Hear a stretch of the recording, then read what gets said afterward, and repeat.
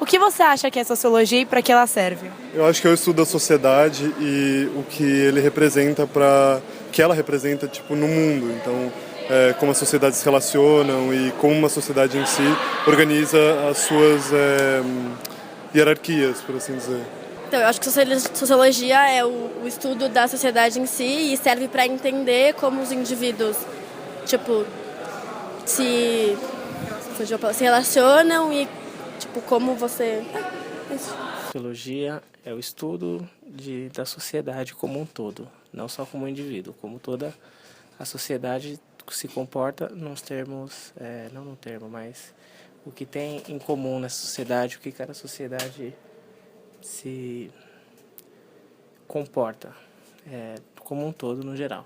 Podemos definir a sociologia como o estudo científico da sociedade, de seus fenômenos, sua organização e como as interações se dão dentro dela. Isso é feito por meio de métodos científicos para gerar teorias sobre os eventos que ocorrem dentro da raça humana.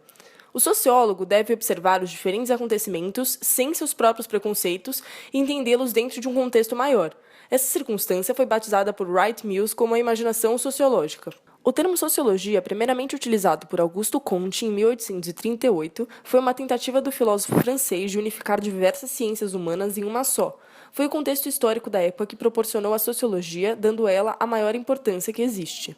A sociologia se deu dentro de um contexto histórico altamente complexo, somente devido à junção de esforços entre diversos filósofos e cientistas para compreender as alterações que ocorriam na época. Devemos entender os fatores históricos que vieram antes da sociologia para ter um panorama dos acontecimentos que levaram ao seu surgimento. As mudanças que ocorriam no século XVIII são fundamentais para compreender a ciência que estava por vir, logo que afetaram a política, a economia e a nova corrente de pensamento da época, o Iluminismo, se desenvolvendo em duas grandes revoluções, a Revolução Industrial inglesa e a Revolução Francesa. A estrutura de vida da população estava mudando e com ela uma nova organização estava surgindo. A sociologia é uma ferramenta para entendermos o mundo com o qual nos encontramos. Podem ser estudadas diversas áreas de contato entre pessoas, relações familiares, política, religião, enfim, tudo aquilo que vem dessas interações. É uma ciência de interesse do Estado para entender as mudanças causadas pela globalização, avanços tecnológicos e economia e como elas influenciam seus cidadãos. Você conhece algum autor da sociologia? Não. Sim. Conheço Rousseau, Foucault, Hobbes. Sim, Comte, Durkheim, Marx e Weber. Podemos destacar os 3 autores clássicos da sociologia. São eles Emile Durkheim, Karl Marx e Max Weber. Qual você acha que é a diferença entre socialismo e capitalismo? Eu acredito que o capitalismo, diferentemente do socialismo, ele não é baseado numa sociedade igualitária. A questão de meritocracia, você ganha as coisas de acordo com o trabalho que você faz, enquanto no socialismo a premissa principal é de que a sociedade é toda igual, não há diferença entre A e B. O comunismo e o capitalismo são 2 sistemas político-econômicos que servem como diretrizes para diferentes organizações sociais. O comunismo tem suas raízes em meados do século XIX com o alemão Karl Marx. Nele, os meios de produção estariam voltados para a propriedade comum, a partir da abolição de classes sociais e do Estado opressor. O capitalismo, por outro lado, é um sistema baseado na meritocracia, na qual os meios de produção e distribuição estão em função da propriedade privada, visando fins lucrativos. Marx defende a concepção materialista da história. Segundo ela, as mudanças sociais são induzidas unicamente pelas transformações no modo de produção, o que significa que as características da sociedade não são influenciadas por valores éticos e culturais de cada indivíduo. Para o pensador alemão, o conflito de classes é o chamado motor da história, que muda o cenário vigente gradualmente ou por meio de uma revolução a partir de intervenções no sistema econômico. Segundo ele, da mesma forma que os capitalistas derrubaram o sistema feudal, seu próprio sistema seria derrubado, a partir do conflito de classes entre o proletariado e os donos do capital. Nasceria, então, uma nova ordem política econômica, o comunismo. Como consequência da Revolução dos Trabalhadores, o novo sistema não possuiria uma divisão de classes baseadas na detenção de capital.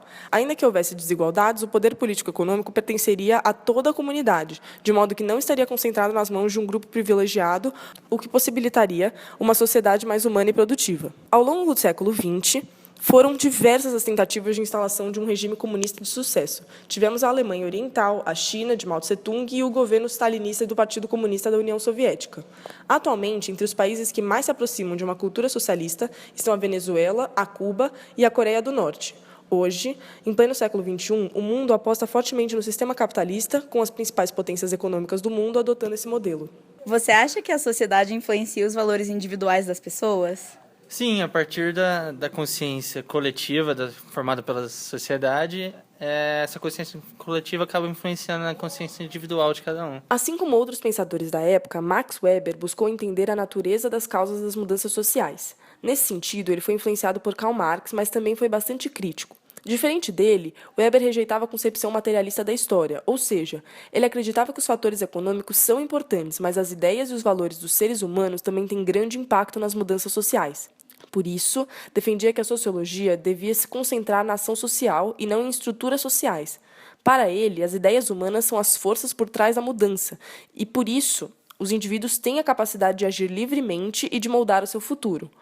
Segundo Weber, a emergência da sociedade moderna foi acompanhada por mudanças em padrões de ação social. Isso porque as pessoas passaram a se afastar de crenças tradicionais fundamentadas em superstição, religião e hábitos antigos, ao se envolver cada vez mais com elementos racionais.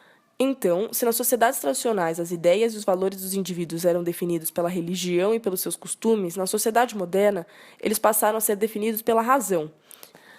A esse processo, Weber deu o nome de racionalização, isso é, a organização da vida social e econômica com base no conhecimento técnico e nos princípios da eficiência. Por hoje é só. Esperamos que tenham entendido melhor o estudo da sociologia.